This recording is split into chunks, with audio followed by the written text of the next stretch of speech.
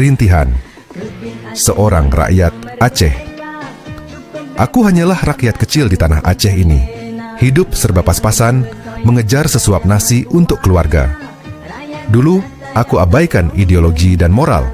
Di mana ada kerja, aku kejar, meski harus lewat pintu belakang. Orang dalam dan amplop tebal menjadi jalan pintas.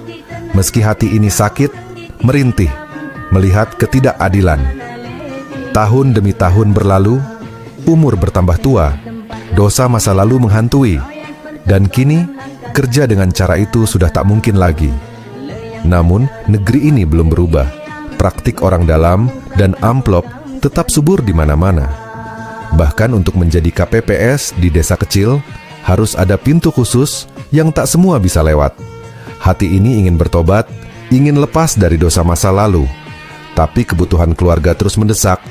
Anak-anak harus sekolah, perut harus diisi, sedangkan negeri ini seakan menyuruhku memilih antara dosa atau kelaparan.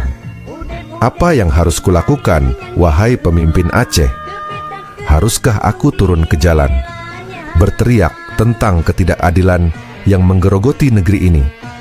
Ataukah aku mengulang sejarah kelam, seperti mereka yang membakar diri demi menyuarakan keadilan? Negeri ini rumahku, tapi rasanya seperti jalan menuju neraka, di mana moral, iman, dan ideologi dipertaruhkan hanya untuk mendapatkan hak bekerja dan hidup layak.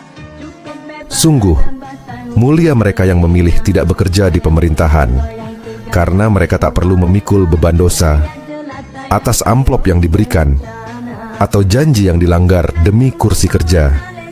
Aku hanya ingin keadilan, kesempatan yang sama untuk semua, agar aku bisa berdiri dengan kepala tegak, memberi makan keluargaku tanpa beban dosa, dan meninggalkan jejak yang bersih di hadapan Tuhanku.